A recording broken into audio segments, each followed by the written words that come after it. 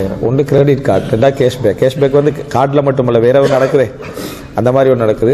அதாவது நம்ம கொடுத்த ஒரு இதை கொடுக்குறோம், ஒரு பணத்தை கட்டுறோம், பணத்தை கட்டின பின்னால் கேஷ்பேக்குன்னு அவங்க ஒரு பகுதியை எங்களுக்கு திருப்பி தந்தாங்கன்னா அதை எடுப்பதில் மார்க்க ரீதியாக எந்த பிழையும் இல்லை. விளங்கிட்டா? அது உங்களுக்கு மார்க்கத்தில் எந்த தடையும் இல்லை. நீங்கள் ஒரு 1000 கொடுக்குறீங்க, 1000 கொடுத்த பின்னால் உங்களுக்கு 5 என்ன செய்கிறான், அவள் திருப்பி தருகிறான், ஒரு 10 திருப்பி தருகிறான்டா அது உங்களுக்கு மார்க்கத்தில் பிழையாக வராது. சரியா? ஆனால் இதை பயன்படுத்தினால் உனக்கு திருப்பி தருவேன் என்று ஒரு நிபந்தனை வைத்தா, விளங்கிட்டா, இந்த கார்டை பயன்படுத்தினா உனக்கு கேஷ்பேக் உண்டு, விளங்கிட்டா, இந்த கிரெடிட் கார்டை பயன்படுத்தினீங்கன்னா உங்களுக்கு கேஷ்பேக் உண்டு, அல்லது இந்த அதாவது விடயத்தை பயன்படுத்தினா உங்களுக்கு கேஷ்பேக் உண்டுன்னா அது அந்த பொருளை வச்சு தான் தீர்ப்பு என்ன செய்யலாம் நம்ம சொல்லலாம். உதாரணமாக கிரெடிட் கார்டு வந்து நிர்பந்தம் என்றது நம்ம பிஸ்னஸ் லெவல்லே யோசிக்கிறதால நமக்கு நிர்பந்தமாக விளங்குது. கிரெடிட் கார்டை விட்டு அக்கௌண்ட்டே தேவையில்லாத 50 விதமானத்துக்கு மேற்பட்ட மக்கள் இருக்கிறான்.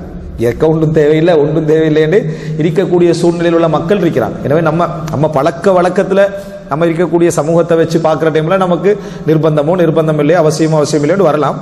ஆனால் நிறைய மக்கள் என்ன அதுக்கு சம்பந்தம் இல்லாமல் என்ன செஞ்சுக்கிறாங்க, வாழ்ந்து கொண்டிருக்கிறார்கள். அப்படி ஒருவர் வாழ்வதற்கான சூழல் அவருக்கு இருக்குமா இருந்தால் அவர் அதை தான் என்ன செய்யணும், அவர் தேர்ந்தெடுத்துக் கொள்ள வேண்டும். மற்றபடி கிரெடிட் கார்டை பொறுத்த வரைக்கும் அது வந்து ஹராம் என்றதில் எந்த விதமான சந்தேகமும் இல்லை. சரியா?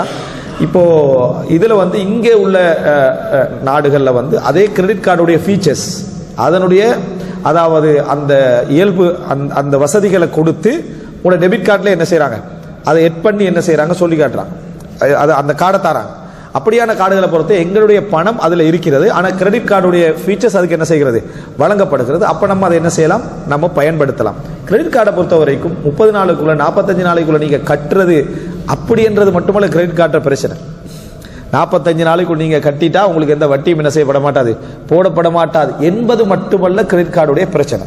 கிரெடிட் கார்டுடைய பிரச்சனை இதுக்கு அல்லாமல் இன்னொன்று இருக்குது. கிரெடிட் கார்டு அப்படி என்று சொல்ற அந்த நிர்பந்தமே எதனால வருதுன்னா, கிட்டத்தட்ட சுருக்கமாக சொல்றதா இருந்தால், நான் என் ஊரில் ஒரு சில்லறை கடை ஒன்று இருக்கு. அந்த சில்லறை கடையில் வந்து நிறைய அதாவது பொருட்கள் இருக்கு, மக்கள் வாங்குறதுக்கு ஆர்வமாக்கிறாங்க, பணம் இல்லாதனால வாங்குறது இல்லை. அப்போ நான் சொல்றேன், ஒரு வசதி படைச்ச ஒரு ஆள் சொல்றாரு, நீ வாரவங்க எல்லாம் என்ன செஞ்சிரு, பொருளை வந்து கடனை கொடுத்துரு, நான் உனக்கு அண்டைக்கு என்ன செஞ்சிடறேன், உன்னுடைய அக்கௌண்ட்டை நான் கிரெடிட் பண்ணிடுறேன், நீ வந்து என்ன செய்ய அந்த கடன் எல்லாம் பதிஞ்சு அந்த புக்கெல்லாம் எனக்கு என்ன செஞ்சிரு அனுப்பிவிடு அப்படின்னு ஒருத்தர் சொல்றாரு.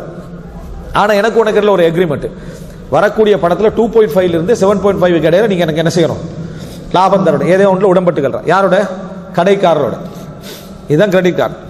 45 நாளைக்குள்ள நீங்கள் கட்டினீங்களோ இல்லை எதுவாக இருந்தாலும் சரி, 2.5 அந்த கடையிலேருந்து அவன் என்ன செஞ்சிருவான், எடுத்துருவான். 100 ரூபாய்க்கு நம்ம பொருள் ஒன்று வாங்குறோம் அப்படின்னா, அப்போ நான் அங்கே போய் கடனுக்கு 100 ரூபான்னு அவன் பதிஞ்சிட்டான்னு சொன்னால், இந்த பொருள் வாங்கினாலே அவன் போட போகிறது எத்தனை அப்படின்னு சொன்னால் 97.5 தான். யாருக்கு? அந்த கடைக்கு அந்த குறிப்பிட்ட பணக்காரர் போட போறது 97.5 தான் என்ன செய்வார், போடுவார். 2.5 எடுத்துடுறார். எதனால எடுத்துடுறாரு அப்படின்னா, இவனுக்கு கிரெடிட் கார்டு அனுமதியை கொடுத்த உடனே 100 பேராக இருந்த கஸ்டமர் வந்து 1000 பேரா மாறிடுறான். 1000 பேராக இருந்த கஸ்டமர் வந்து 5000 பேரா என்ன செஞ்சிடறான், மாறிடுறான். இந்த 5000 பேரை உருவாக்குறதுக்கு தான், கடன்காரர்களை உருவாக்குவதற்கு தான் கிரெடிட் கார்டை யூஸ் பண்ணுங்க. அப்படி உங்களுக்கு கிரெடிட் கார்டில் சலுகை